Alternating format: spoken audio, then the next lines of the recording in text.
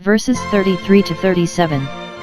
Here we have, Christ's tender sympathy with his afflicted friends, and the share he took to himself in their sorrows, which appeared three ways.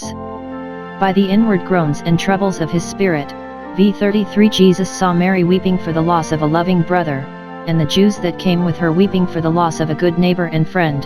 When he saw what a place of weepers, Abachim, this was, he groaned in the spirit, and was troubled. See here. The griefs of the sons of men represented in the tears of Mary and her friends. What an emblem was here of this world, this vale of tears. Nature itself teaches us to weep over our dear relations, when they are removed by death. Providence thereby calls to weeping and mourning.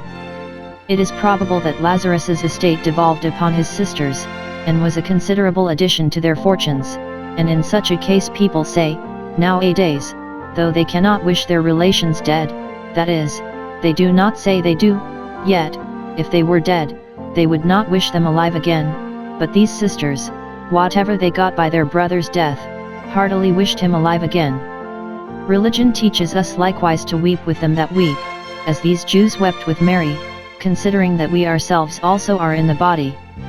Those that truly love their friends will share with them in their joys and griefs, for what is friendship but a communication of affections?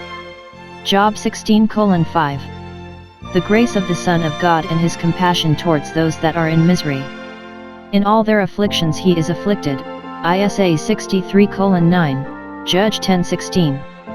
When Christ saw them all in tears, he groaned in the spirit. He suffered himself to be tempted, as we are when we are disturbed by some great affliction, yet without sin.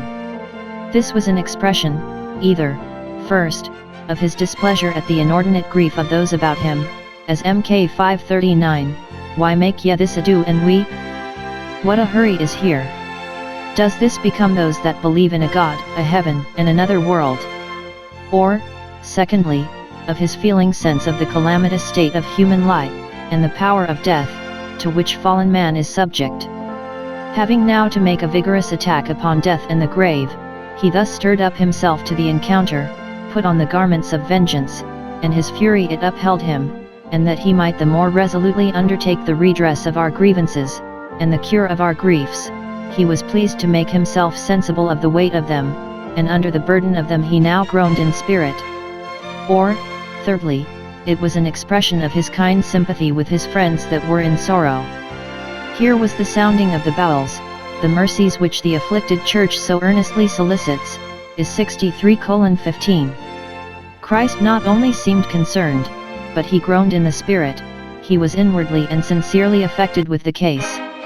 David's pretended friends counterfeited sympathy, to disguise their enmity, PS 41:6, but we must learn of Christ to have our love and sympathy without dissimulation.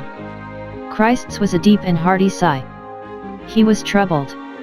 He troubled himself, so the phrase is, very significantly.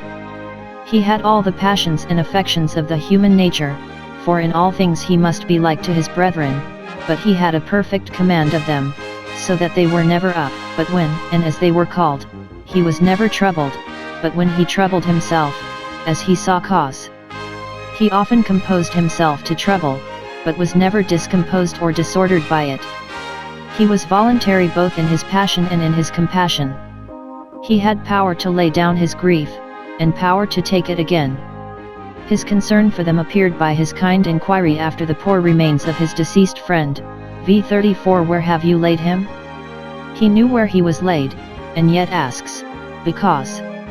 He would thus express himself as a man, even when he was going to exert the power of a god. Being found in fashion as a man, he accommodates himself to the way and manner of the sons of men, non nescit, said quasi nescit. He is not ignorant, but he makes as if he were, saith Austin here. He inquired where the grave was, lest, if he had gone straight to it of his own knowledge, the unbelieving Jews should have thence taken occasion to suspect a collusion between him and Lazarus, and a trick in the case. Many expositors observe this from Chrysostom. He would thus divert the grief of his mourning friends, by raising their expectations of something great, as if he had said, I did not come hither with an address of condolence, to mingle a few fruitless insignificant tears with yours, "No, I have other work to do, come, let us adjourn to the grave, and go about our business there." Note, a serious address to our work is the best remedy against inordinate grief. He would hereby intimate to us the special care he takes of the bodies of the saints while they lie in the grave. He takes notice where they are laid, and will look after them. There is not only a covenant with the dust, but a guard upon it. It appeared by his tears.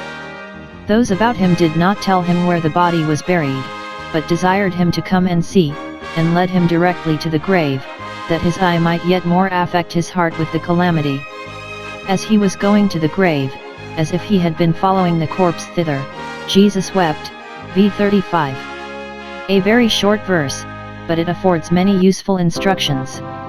That Jesus Christ was really and truly man, and partook with the children, not only of flesh and blood, but of a human soul, susceptible of the impressions of joy and grief and other affections.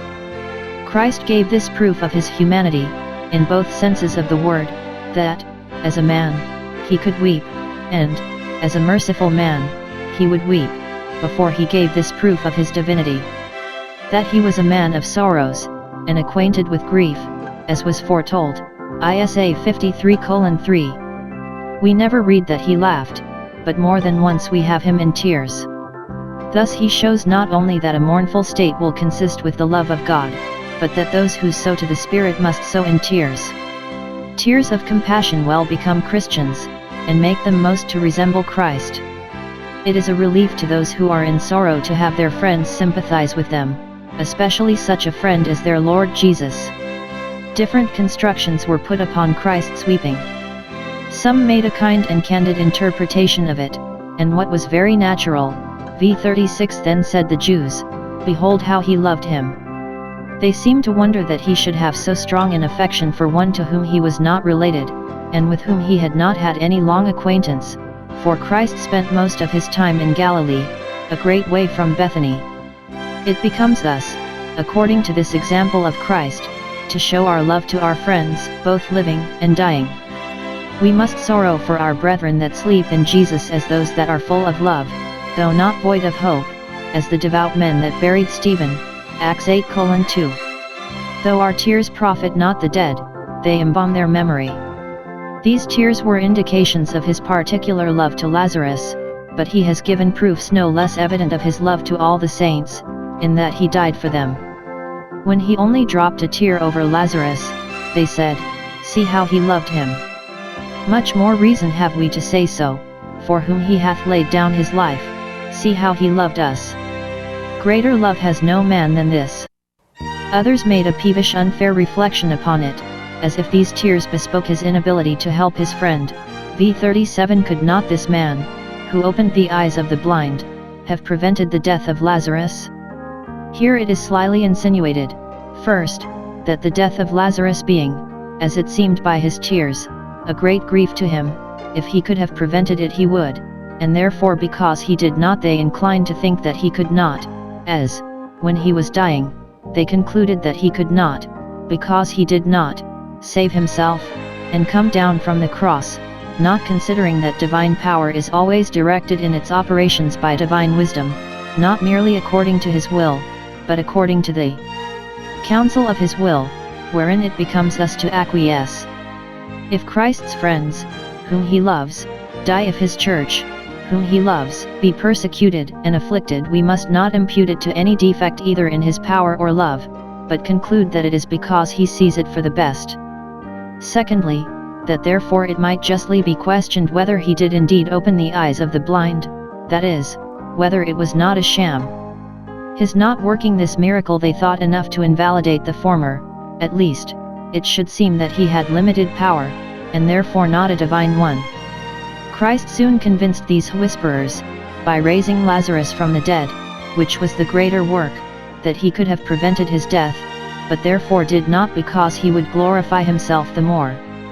Christ's approach to the grave, and the preparation that was made for working this miracle,